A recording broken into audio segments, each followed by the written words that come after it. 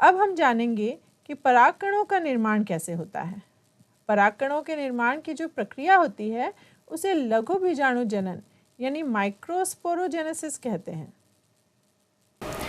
जैसा कि हमने देखा, पराग कोश के अंदर 4 माइक्रोस्पोरेंजियम यानी लघु बीजाणुधानी होते हैं।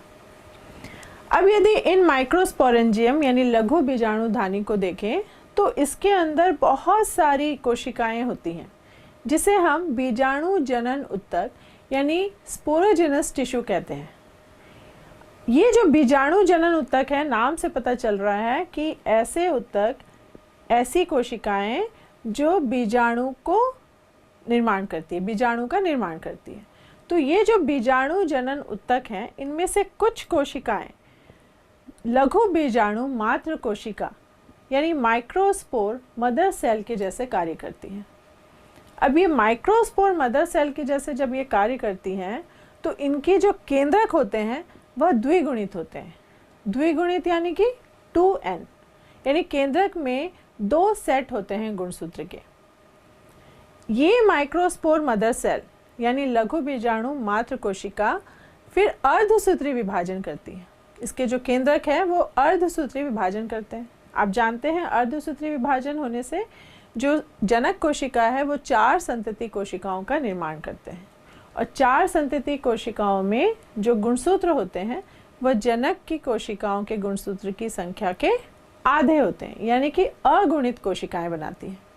तो ये जो लघु बीजाणु मात्र कोशिका है यानी माइक्रोस्पोर मदर सेल, इनमें मियोटिक डिवीजन होता है यानी अर्धसूत्री विभाजन होता है जिससे 4 कोशिकाओं का निर्माण होता है।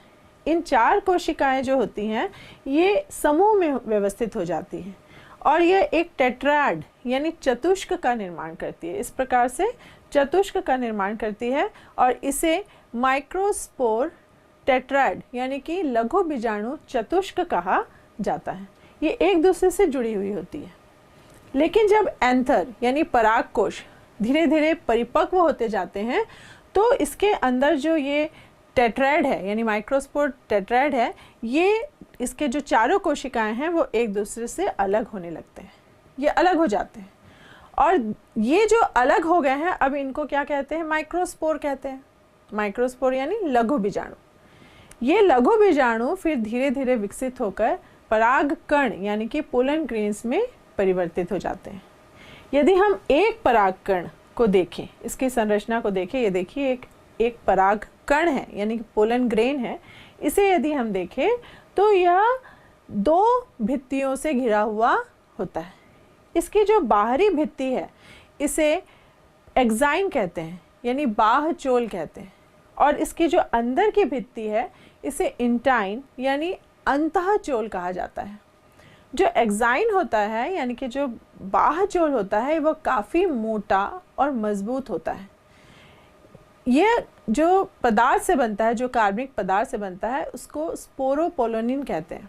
ये स्पोरोपोलोनिन टेप्टम से स्रावित होता है, जिसे हम जानते हैं टेप्टम। इसकी कोशिकाएं इसे स्रावित करती हैं। स्पोरोपोलोनिन बहुत ही इस भित्ति को बहुत ही मजबूती प्रदान करता है। इसका कारण यह है कि जो स्पोरोपोलोनिन होता है उसे वह आसानी से नष्ट नहीं होता। जितना भी उच्च तापमान दिया जाए या उसमें एसिड दिया जाए, अम्ल दिया जाए या क्षार दिया जाए, वो आसानी से नष्ट नहीं होता, नष्ट ही नहीं होता। यहाँ तक कि अभी कोई किसी एंजाइम की भी खोज नहीं हुई है जो इसका निम्नीकरण कर सके। तो स्पोरोपोलोनिन इस पराग कण को बहुत ज़्यादा सुरक्षा प्रदान करता है। आप देखेंगे ये जो एक्साइन है, जो बाह्य चोल है, उसमें कहीं कहीं पर स्पोरोपोलोनिन का जमाव नहीं हो पाता, वहाँ अनुपस्थित होता है। तो उस क्षेत्र में छोटे छोटे छिद्र बनते हैं।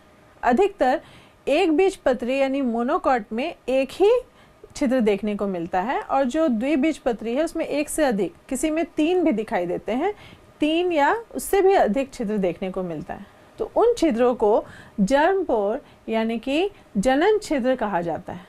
यह छिद्र बहुत ही महत्वपूर्ण होता है क्योंकि इसी छिद्र से पोलन ट्यूब निकलता है, जिसे आगे हम जानेंगे। आप देख रहे हैं ये जो इस एक्साइन है बाह्य चोल, इसके अंदर एक पतला सा एक और भित्ति है जिसे इंटाइन यानी अंतःचोल कहा जाता है। यह सेल्यूलोज और पैक्टिन का बना हुआ होता है। इसके अंदर प्लाज्मा झिल्ली होती है और प्लाज्मा झिल्ली के अंदर आप जानते हैं कोशिका द्रव होता है। और क्योंकि ये परागकण अगुणित केंद्रक का बना हुआ है, तो ये जो अगुणित केंद्रक है इसमें अर्धसूत्री विभाजन नहीं हो सकता अभी, क्योंकि ये अगुणित है। तो इसमें फिर क्या हो जाता है, समसूत्री विभाजन यानी माइटोसिस होता है।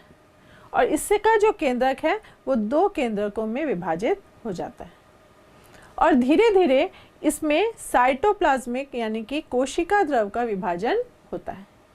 ये जो कोशिका द्रव का विभाजन होता है यह असमान होता है, यानी एक तरफ ज़्यादा कोशिका द्रव होता है, एक केंद्रक के चारों ओर ज़्यादा कोशिका द्रव होता है और दूसरे केंद्रक के चारों ओर कम कोशिका द्रव होता है, जिससे 2 असमान कोशिकाओं का निर्माण होता है। जो बड़ी वाली कोशिका होती है उसे वेजिटेटिव सेल यानी कि कायिक कोशिका कहते हैं, और जो छोटी कोशिका होती है उसे जनरेटिव सेल यानी कि जनन कोशिका कहा जाता है। जनन कोशिका नाम से पता चल रहा है जो जनन में ज़्यादा भाग ले, यानी कि ये जो जनरेटिव सेल है यानी जनन कोशिका, इसमें फिर से समसूत्री, इसके केंद्रक में समसूत्री विभाजन होता है और फिर इसमें से नर युग्मक का निर्माण होता है। और जो बड़ी वाली कोशिका है यानी वेजिटेटिव कोशिका यानी जो कायिक कोशिका है, वह पोलन ट्यूब के निर्माण में सहायता करती है, उससे पोलन ट्यूब बनता है। इसीलिए इस पूरे पराग कण को नर युग्मकोद्भिद यानी कि मेल गैमेटोफाइट कहा जाता है, क्योंकि यह ऐसा संरचना है जिसमें बहुत सारी कोशिकाएं तो है और साथ ही इन्हीं से नर युग्मक का निर्माण होता है, जो कि इसके जनन सेल यानी कि जो जनन सेल है उससे इसका युग्मक का निर्माण होता है, नर युग्मक का निर्माण होता है। जो जनन कोशिका है उसकी जो भित्ति है वह चारों तरफ से उसकी भित्ति बनती है और ये तरकू आकार का होता है।